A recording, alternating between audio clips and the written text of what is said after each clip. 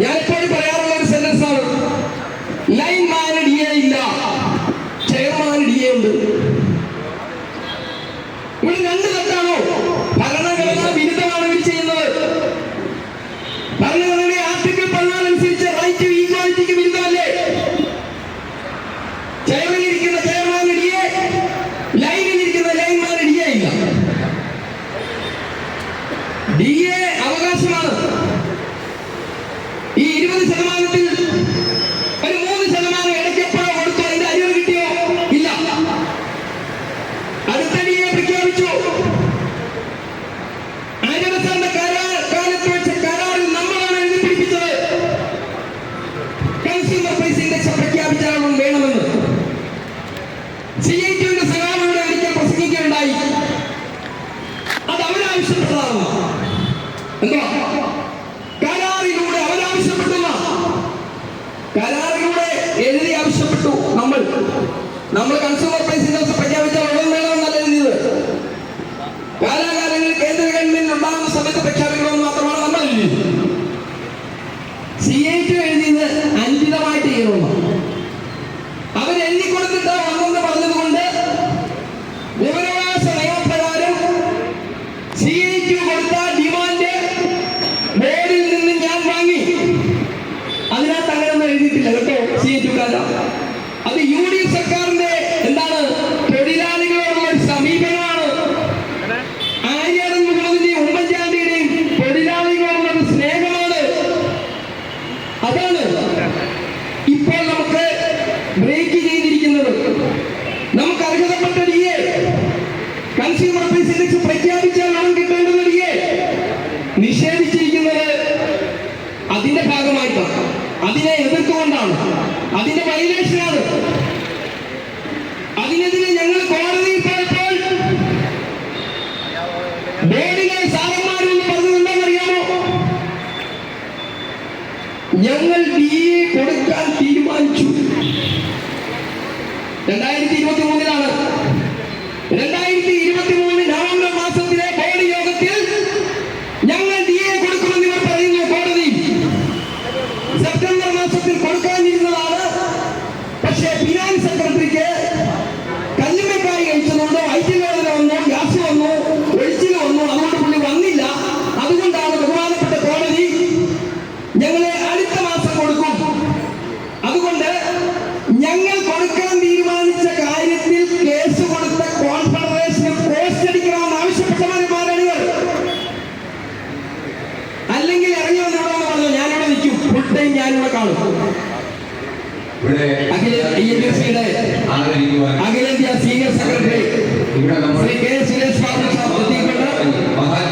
അദ്ദേഹത്തെ ഞാൻ നിങ്ങളുടെ ഓരോരുത്തരുടെയും പേരിൽ വേദിയിലേക്ക് സ്വാഗതം ചെയ്യും. അങ്ങനെ കോടതി ചോദിക്കുന്നു, ബോർഡ് തരാമെന്ന് പറഞ്ഞിരിക്കുകയല്ലേ, അപ്പൊ നമുക്ക് കേസ് തുടരണോ? നമ്മൾ പറയുന്നു ബോർഡ് കൊടുക്കാമെന്ന് തീരുമാനിച്ച സ്ഥിതിക്ക് ഞങ്ങൾക്ക് ഞങ്ങളുടെ ബോർഡിനെ വിശ്വാസമാണ്. ഞങ്ങൾ ഞങ്ങളുടെ ബോർഡിനെ അവിശ്വസിക്കുന്നില്ല. ഞങ്ങൾ കേസുമായി തുടരുന്നില്ല എന്ന് ഞങ്ങൾ പറഞ്ഞു. അങ്ങനെയാണ് DAയുടെ കേസിൽ നിന്ന് ഞങ്ങൾ പിന്മാറുന്നു. പിന്നീട് ബോർഡ് ഉത്തരവിറക്കിയപ്പോൾ ബോർഡ് പറയുകയാണ് അംഗീകാരമില്ലാത്തതുകൊണ്ട് DA തരാൻ പറ്റില്ല. സംരക്ഷണ കരാറിന് അംഗീകാരമില്ലെന്ന് ആരാണോ പറയുന്നത്? പവർ സെക്രട്ടറിയും ഫിനാൻസ് സെക്രട്ടറിയും ഒപ്പുവെച്ച കരാറിന് ലേബർ ഓഫീസിൽ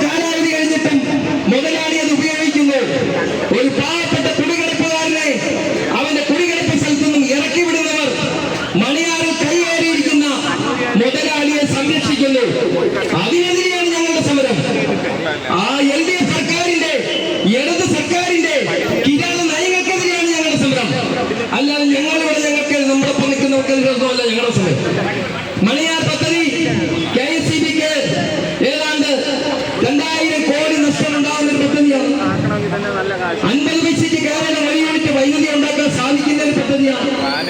കേരളത്തിലെ ജനങ്ങളെ നഷ്ടപ്പെടുത്തിക്കൊണ്ട് വൈദ്യുതി ചാർജ് വർദ്ധിക്കുന്നതിന് ഒരു സാഹചര്യം ഉണ്ടാക്കുന്നതാണ് ജലവൈദ്യുത പദ്ധതികൾ വേണ്ട എന്ന് വെച്ചു. അതുകൊണ്ട് ഇവിടെ ഉന്നയിക്കുന്ന വിഷയങ്ങൾ, ഞങ്ങളുടെ നോട്ടീസ് ഞങ്ങൾ ഉന്നയിച്ചിട്ടുള്ള വിഷയങ്ങൾ, VA ആയിക്കോട്ടെ, മക്കളുടെ പ്രമോഷൻ ആയിക്കോട്ടെ, മണിയാർ പദ്ധതി ആയിക്കോട്ടെ, താഴെത്തട്ടിലുള്ള OMRക്കുള്ള പ്രമോഷൻ ആയിക്കോട്ടെ, വർഷങ്ങളായിട്ട് കാത്തുകിടക്കുകയാണ്. ഡ്യൂട്ടിക്കിടയിൽ ആക്സിഡന്റ് പറ്റിയ ലൈൻമാൻ അവരുടെ വിധവയ്ക്ക് കിട്ടേണ്ട ജോലി കൊടുക്കുന്നില്ല. സ്വാഭാവികമായിട്ടും 10ാം ക്ലാസ് കേട്ട ലൈൻമാന്റെ ഭാര്യ 10ാം ക്ലാസ് സ്വാതന്ത്ര്യമായിരിക്കാം. അങ്ങനെ വരുമ്പോൾ അവർക്ക് OA ആയിട്ട് കിട്ടും. OA ആയിട്ട് അവർക്ക് ജോലി കൊടുക്കണമെങ്കിൽ OAമാർക്ക് പ്രമോഷൻ എടുക്കണം. ആ പ്രമോഷൻ കാലാകാലങ്ങളായിട്ട് നടക്കുന്നില്ല. സഭയുടെ 10% കൊടുക്കാതിരിക്കുന്നില്ല.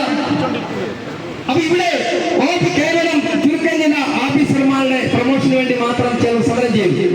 തൊഴിലാളികളുടെ ആവശ്യങ്ങൾക്ക് വേണ്ടി നിരന്തരം പോരാടുന്ന ഒരു സംഘടനയിൽ നിലയ്ക്ക് ഇത് ഞങ്ങളുടെ ബാധ്യതയാണ്. അതുകൊണ്ടാണ് ഞങ്ങൾക്ക് മുഴുവൻ ആൾക്കാരെയും ഇവിടെ നിർത്താൻ പറ്റാത്തത് കൊണ്ടാണ് 4 ജില്ലകളിലെ മാത്രം തെരഞ്ഞെടുക്കപ്പെട്ട പ്രതിനിധികൾ മാത്രം ഇവിടെ വന്നിരിക്കുന്നു. അതുകൊണ്ട് മനസ്സിലാക്കണം, ഡൈസ്ലോൺ വന്നിട്ടും ഡൈസ്ലോണിനെ ഉമ്മാക്കി കാണിച്ച് KEC-ക്കാരെ INTUC-ക്കാരെ പേടിപ്പിക്കാമെന്ന് മാർക്സിസ്റ്റുകാർ വിചാരിച്ചാൽ അതവിടെ വെച്ചാൽ മതി. അതൊക്കെ പണ്ടായിരുന്നു. ഡൈസ്ലോൺ പ്രഖ്യാപിച്ചിട്ടും ഇവിടെ ഇരിക്കുകയാണ് ഞങ്ങൾ. ഈ പണിമുടക്കുമായിട്ട് മുൻപോട്ട് പോകും. ഇത് സൂചനാ പണിമുടക്കാണ്. ഇനി ഞങ്ങൾ ഇതിന്റെ അനിശ്ചിതകാലം ഉൾപ്പെടെയുള്ള കാര്യങ്ങളിലേക്ക് കിടക്കും. കാരണം ഇത് തുടർന്നു പോയാൽ ഈ സ്ഥാപനത്തിന്റെ അവസ്ഥ എവിടാകും? ഇതാ ഇന്ന് നിങ്ങൾ മനോരമ വായിച്ചോ? റിന്യൂവബിൾ എനർജി കോർപ്പറേഷൻ കമ്പനി പുതിയ കമ്പനി ഉണ്ടാക്കി. കമ്പനി വൽക്കരണത്തിനെതിരെ നമ്മൾ സമരം ചെയ്തു. ഇവരെവിടുത്തെ ഇടതുപക്ഷ സംഘടനകളും സമരം ചെയ്തു. ഇപ്പോൾ മനസ്സിലായി, ഉള്ളുകളിൽ പുറത്തു വന്നു കമ്പനി വൽക്കരണത്തിന്റെ ആൾക്കാർ ആരായിരുന്നു. ഇന്നിപ്പോൾ പുതിയ കമ്പനി ഉണ്ടാക്കാൻ പോകും. ഹൈഡൽ ടൂറിസത്തിന് പുതിയ കമ്പനി ഉണ്ടാക്കി. ആരാണ്? ഇടതുപക്ഷ ഗവൺമെന്റ്. അപ്പൊ കമ്പനി ഉണ്ടാക്കിയിട്ട് ഇതിന്റെ ഷെയർ പുറത്തു കൊടുക്കാൻ തന്നെയാണ്. അങ്ങനെ സ്വകാര്യ മേഖലയെ പ്രോത്സാഹിപ്പിക്കാൻ വേണ്ടിയിട്ടാണ് ഇടതുപക്ഷ സർക്കാർ